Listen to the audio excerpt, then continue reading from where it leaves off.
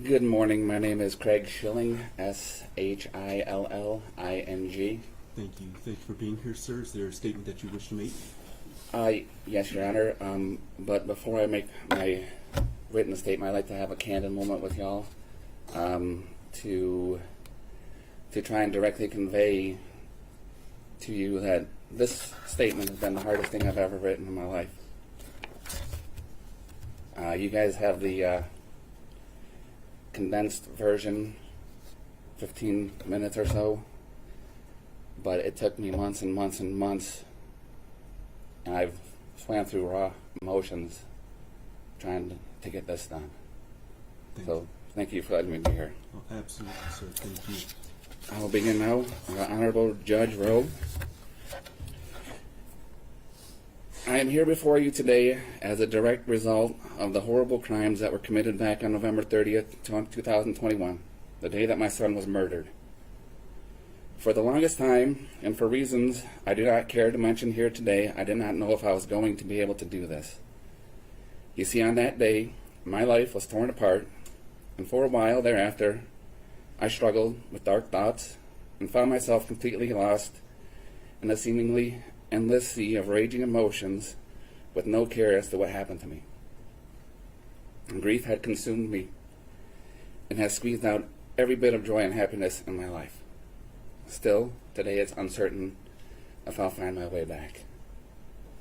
The events that took place that day have rocked 3 generations of my family and has altered our future forever. These days, there's not much happiness in the holidays. Birthdays and those milestones days don't carry with them the special feeling they always used to. Life used to flow with some sort of rhythm and balance, and the continuity within our family was evident. There were gatherings, vacations, and fun-filled events. What I feel most would deem your typical family situation.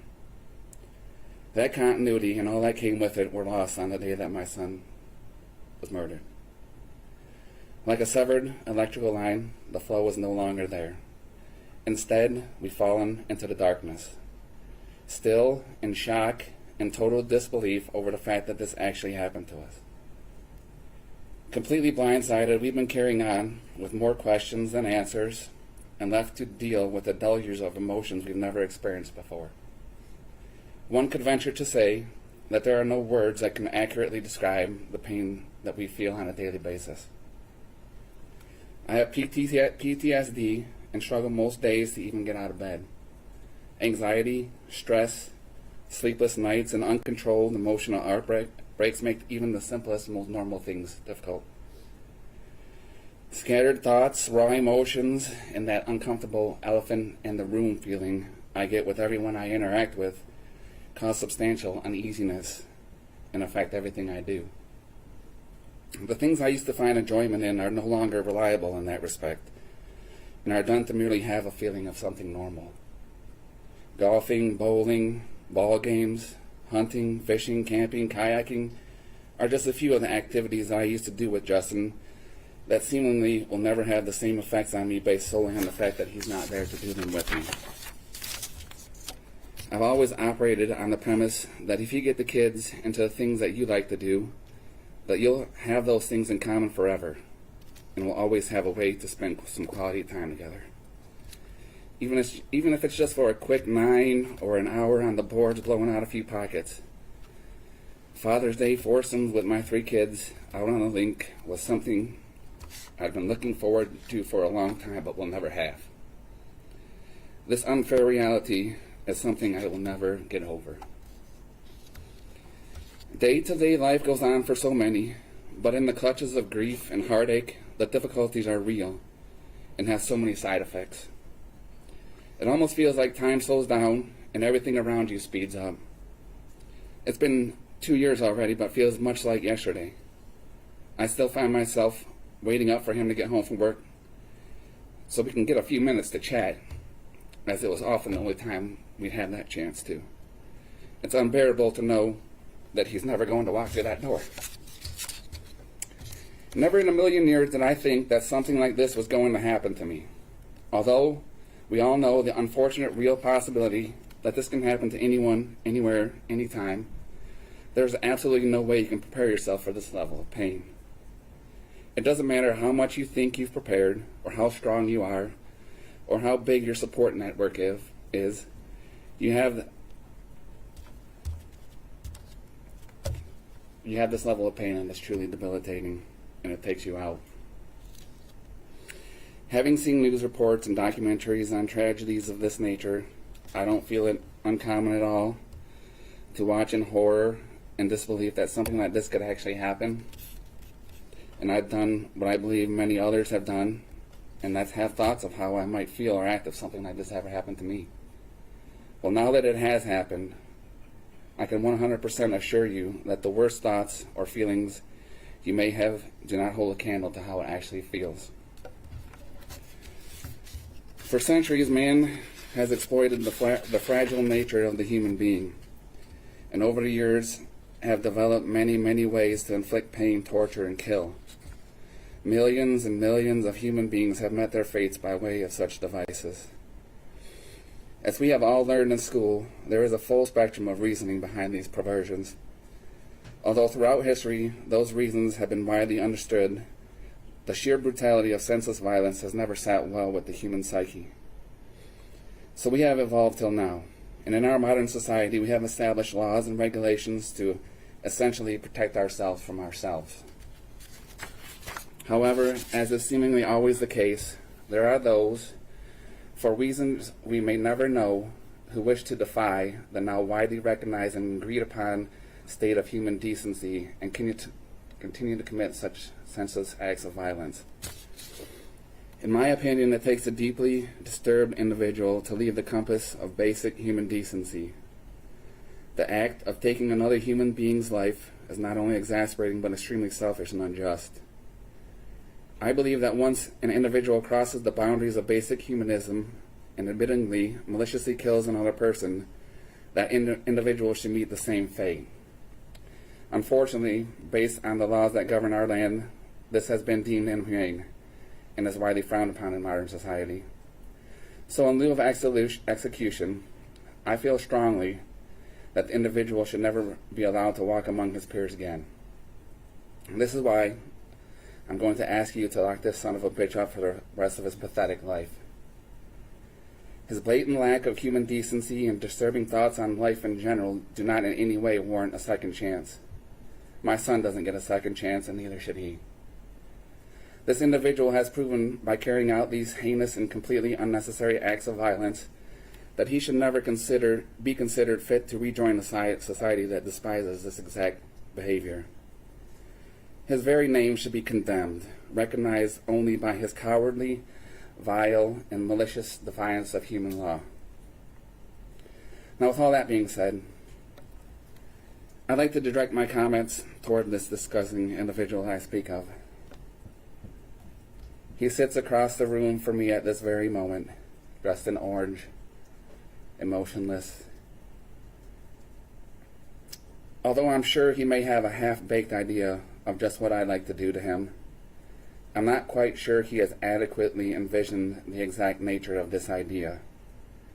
I'd really like an opportunity to physically show him how much pain he has caused me and my family. But in a civilized society, governed by complex laws such as ours, this type of display is not permitted. But you can rest assured, you piece of shit, that baby bird screams would pale in comparison to the screams that you would exude if I were only able to show you. But luckily for you, they won't let me. So I will hope, with every bit of hope I have left, that with every passing thought or memory you have about what you've done, you remember my statement, and take time to imagine it happening and recognize it in the worst way possible. I've tried to put myself in your shoes, and over tried to imagine what could have possibly been so horrible in your life to have caused you to commit these crimes. I actually thought long and hard, and can come up with no logical explanation. The fact is that what you did was reprehensible and completely unnecessary. You see, we use things called words to convey our thoughts, our concerns, and our opinions.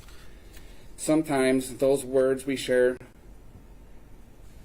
with, those Sometimes those who we share our words with don't hear them or choose to not listen, but this is no reason to throw a tantrum and do the wrong thing. You simply have to speak louder and to more people until you get the results you desire. Life is not easy in any sense of the word.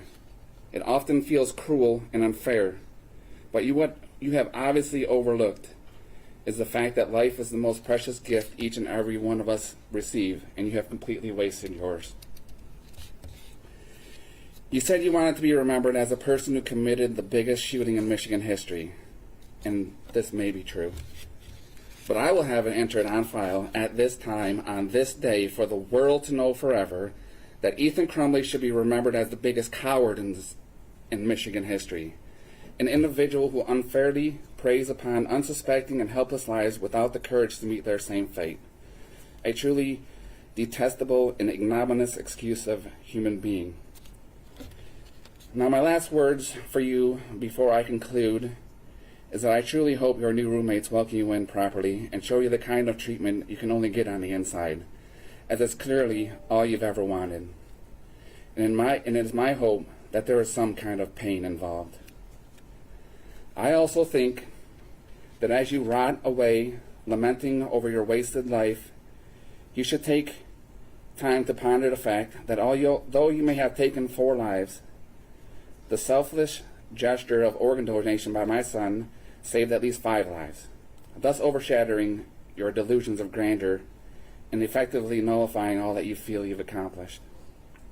Stew in that for a while, and maybe you'll realize that as long as there are good people in the world, willing to selflessly give of themselves to help others, evil will never triumph.